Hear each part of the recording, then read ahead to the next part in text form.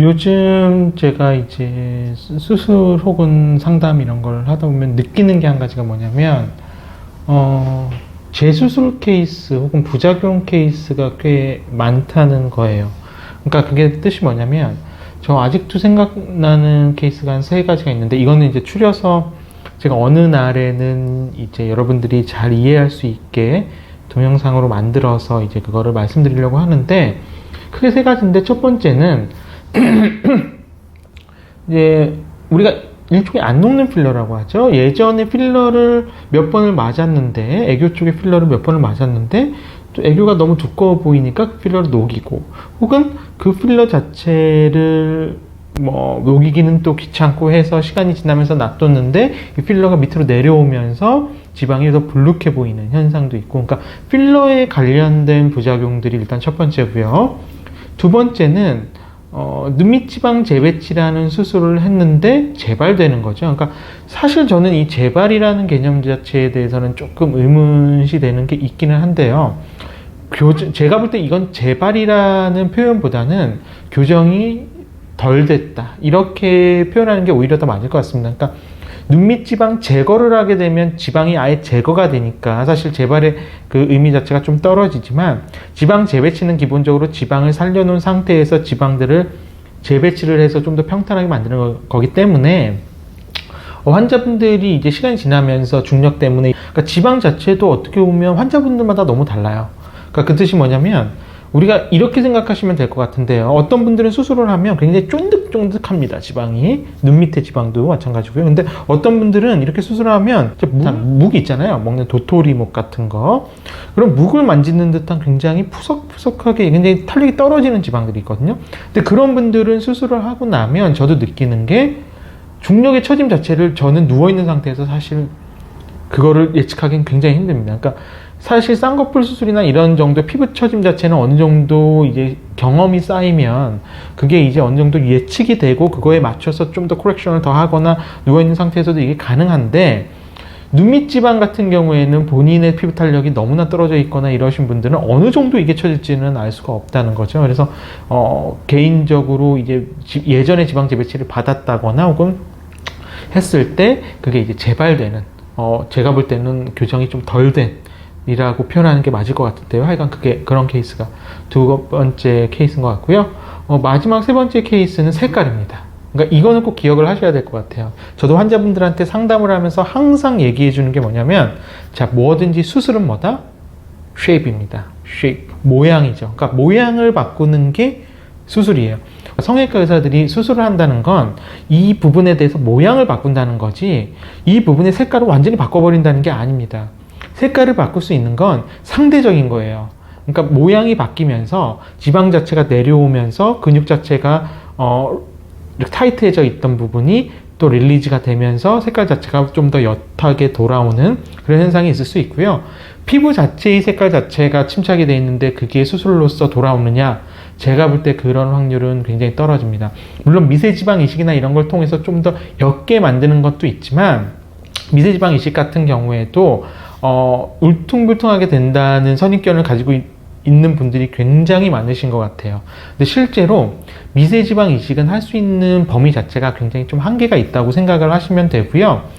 실제적으로 이 들어가는 양 자체는 우리가 얼굴에 넣는 지방에 비해서는 훨씬 미세지방 이식은 그러니까 적다는 거죠. 적기 때문에 그거에 대한 걱정은 조금 덜 해주시는 게 그래도 저는 좋을 것 같다라는 생각이 듭니다. 그래서 결국 세 가지인데요. 첫 번째는 이전에 맞았던 필러나 아니면 이물질들에 의한 부작용.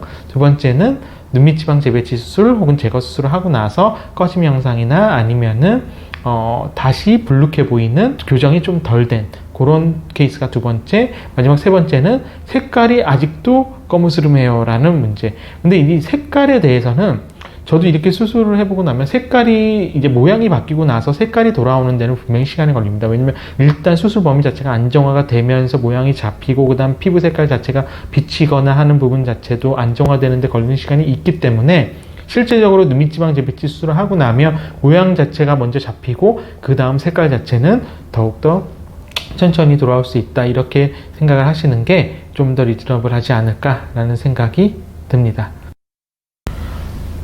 그리고 또 한 가지 제가 지금 갑자기 이거는 편집은 당연히 할 수 있겠죠? 네, 붙여주시면 좋을 것 같은데 이런 케이스가 많습니다. 그러니까 얼굴 전체적인 지방 이식을 하고 나서 혹은 얼굴 전체적으로 큐어필이나 뭐 필러를 넣고 나서 특히 이제 중안면이라고 하는 이 부분 있잖아요. 이 앞볼. 이 앞볼이라는 부분 쪽에 보통 지방 이식이나 필러를 하고 나면 환자분들이 그런 경우가 많아요. 이 부분 자체가 이제 볼륨이 올라오고 나면 이 눈밑코랑 인대라는 부분을 끊을 수는 없잖아요. 우리가 인대라는 건 뼈랑 피부를 잇는 조직이거든요. 근데 이 부분 쪽에 볼륨이 들어가고 나면 상대적으로 이 인대 자체가 더 꺼져 보인다는 거죠. 그런 케이스가 생각보다 많습니다. 그래서 눈밑지방 재배치 수술을 하려고 왔는데 실제적으로 보면 이 사람은 지방 이식을 해서 이 부분이 상대적으로 불룩해지니까 볼륨이 올라오니까 그 인대 자체가 더 돋보이면서 지방 자체는 크게 문제가 없는 거예요. 그럼 그런 경우에는 어떻게 수술을 하냐? 이게 굉장히 중요하거든요. 그런 경우에는 사실 눈밑지방 재배치라는 수술이 필요가 없는 거죠. 왜? 이거는 상대적인 거니까요. 그러니까 내가 눈밑이 약간 불룩해 보인다거나 아니면 고랑이 파여 보인다거나 이거는 눈밑지방과는 상관이 없는 부분에 대해서 내가 상대적으로 지금 생긴 현상이거든요. 그럼 그런 경우에는 보통 어떻게 해주는 게 핵심이냐면 첫 번째로는 눈밑고랑 인대에 대한 수술이 들어가는 게 첫 번째입니다.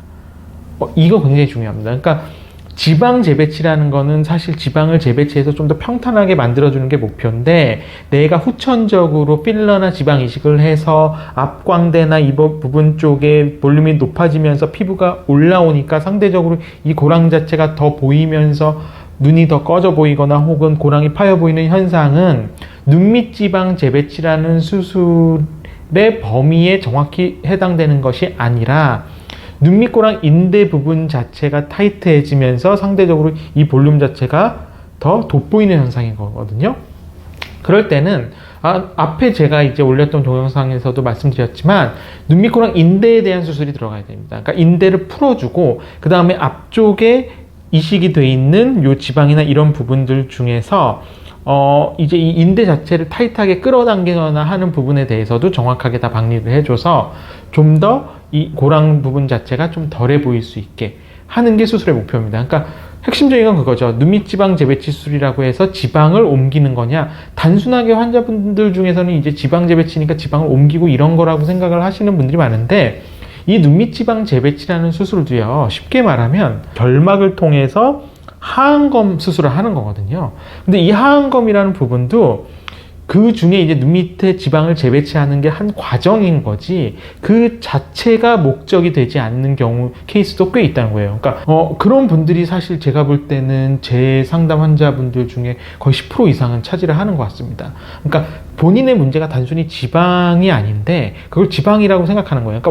그러니까 생각할 때 이제 눈밑이니까 눈밑지방 재배치 수술로 다 해결이 되겠지 이렇게 생각하시는데 실제적으로는 이제 눈밑에 대한 수술인데 그 부분을 자극하는 것이 나의 후천적인 필러나 아니면 지방 이식 때문인 건지 아니면 내가 상대적으로 나이가 들면서 생긴 혹은 20대 초반에도 오는 경우가 많지만 지방 자체의 느슨함이나 아니면 이런 것들 때문에 생긴 건지 그것을 감별하는 게 굉장히 중요하다라고 말씀을 드리고 싶습니다.